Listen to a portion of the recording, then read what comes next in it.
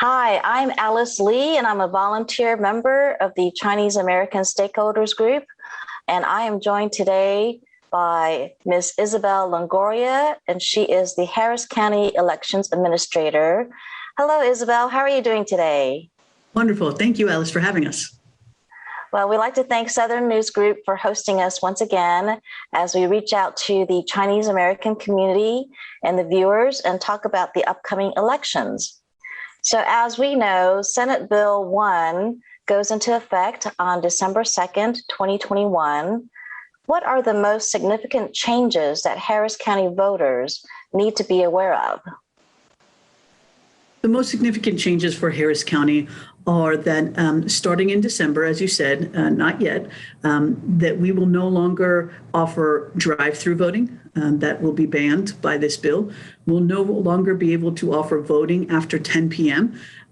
So we'll only be able to offer voting from 7 a.m. to 10 p.m. And 7 a.m. to 7 p.m. on most days. It will be then illegal for us to send mail ballot applications to seniors, as we had to educate seniors on, their ability to vote by mail and make sure that they had that form and printed out and available to them.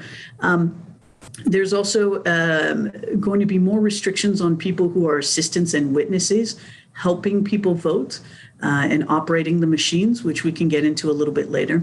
On the other side, Harris County since last year had done what we call a cure process, which means if there were any issues with your mail ballots, perhaps you left a number off your zip code or there was an error with your signature, the law now codifies the system that Harris County was using to some extent to allow us to then reach you, make sure that any little mistakes, any small errors there might be, that we can correct those ahead of time so that your mail ballot is eligible to be voted. Poll watchers is a bit more complicated. Poll watchers who are partisan folks from campaigns or parties now must be trained. They must go through a training from the Secretary of State in order to serve as a poll watcher. On the other side, they, as always, will be able to move around the voting location and see what voters and our election workers are doing. But now only the election judge can throw out a poll watcher if they are acting illegally or in an intimidating manner, only if they themselves see the issues going on, not if a voter reports it to them. So there's some tricky parts to the law. It gets a little more nuanced, but those are the big points. That again, this November, everything still applies. It will be December that law goes into effect. Thank you, Isabel. So we know that Harris County ballots are in 4 languages: English, Spanish, Vietnamese, and Chinese.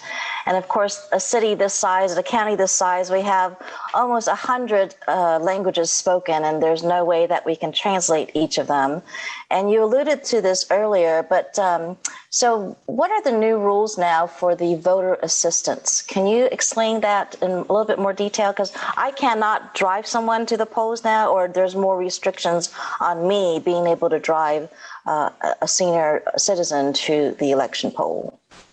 It's very complicated and nuanced. I will say, for the most part, if you are a family member driving yourself or other family members to the polls, it's only if you have a van full of people, let's call it over, I can't remember the exact number right now, but over 5 or 6 people in your van and they are all voting, that you might have to fill out more paperwork that shares what relationship you have to those folks and why you're driving them to the polls. But for the most part, if it's just you driving family members, maybe your grandparents, your children, et cetera, it should be okay. The law is really aimed at what they perceive to be kind of voter drives by nonprofit groups and larger groups that bring buses, maybe from senior centers or other areas, to help people vote. So check in with us if you're worried about that part of the law. The assistants and witnesses always had to provide an oath, but what this goes further is says that now the assistant and witness must record what their relationship is to the voter. And the oath now says you basically expands the section saying you cannot coerce anyone into voting a certain way, or at least be perceived into as to trying to tell someone how to vote. This gets tricky, and I will say, honestly, I'm concerned for our folks who perhaps are assisting others because of language issues. I assist my grandmother, she speaks Spanish. that for someone, a poll watcher who may not know the language that we are speaking, that they could perceive that us aiding people in reading the mail ballot, in answering questions, my grandmother might have of, well, there's a propositional amendment. What is that? What does it mean? What would you suggest? Though that is a conversation that we might have normally, that I, as my grandmother and granddaughter, we might discuss what is on the bill. That, strictly interpreted, cannot happen at the voting location.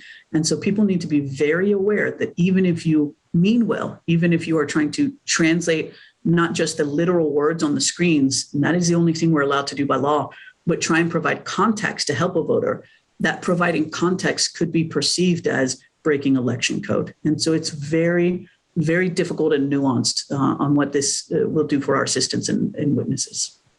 Okay, well, I'm glad we're having this conversation today so we can educate more of our voters and all the voter assistants with the new rules. What do voters need to know about the new voting machines that we'll be using in the election?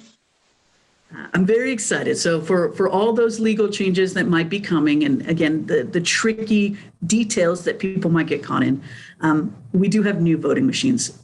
We bought them back in February.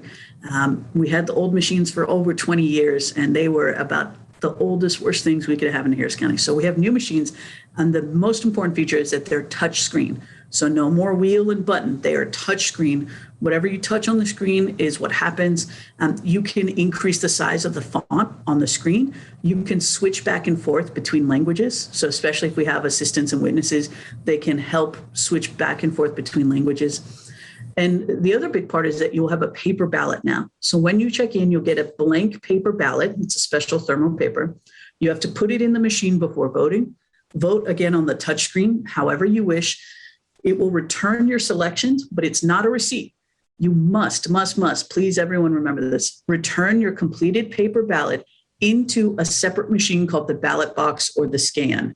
And then and only then will your vote be counted. So even if you vote and you walk out with that paper, there's no way we can count your vote. So please, please, please return your paper ballots in the ballot box. Okay, a lot for us to remember. Yeah. I will have to take notes.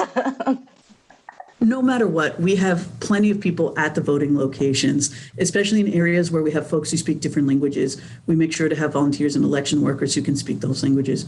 We are there to help you. This is not a trick or a pop quiz. If you're confused on the new voting machines or the new laws, our staff and election workers will be there to help you every step of the way. So don't be too worried, Alice. We've got help there.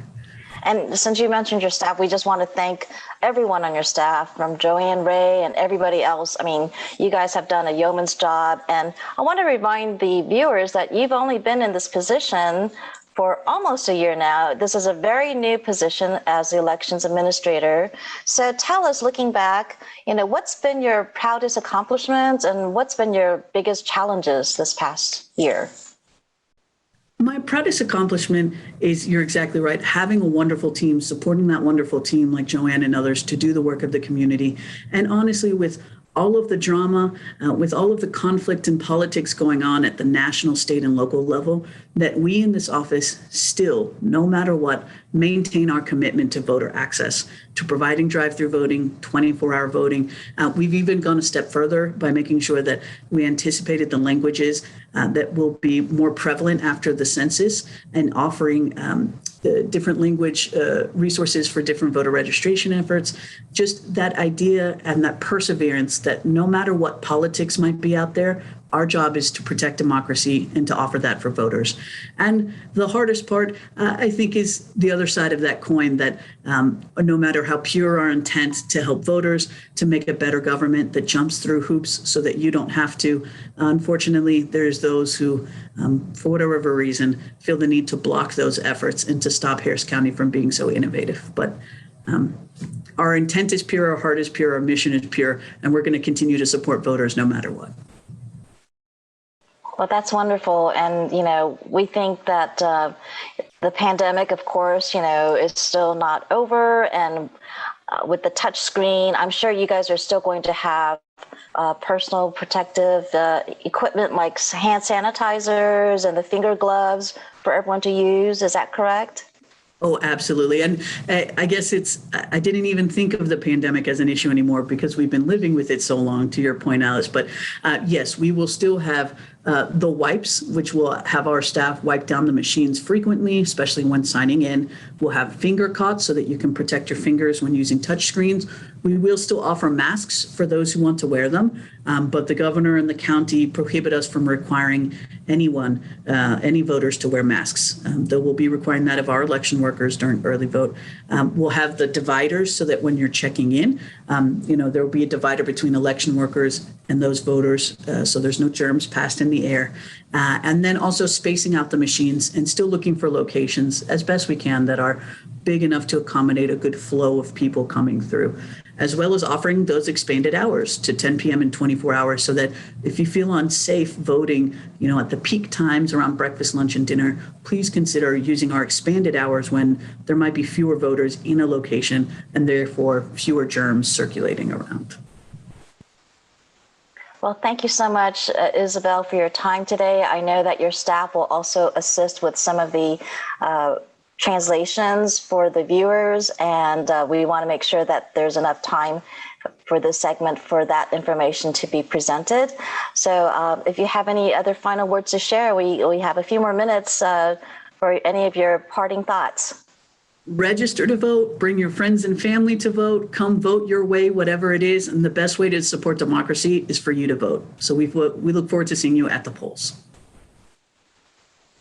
Okay, thank you. And there you have it, ladies and gentlemen, straight from our election administrator's mouth, Isabel Longoria. We do urge everyone to vote and follow the information that we will be sharing at this station. Thank you so much.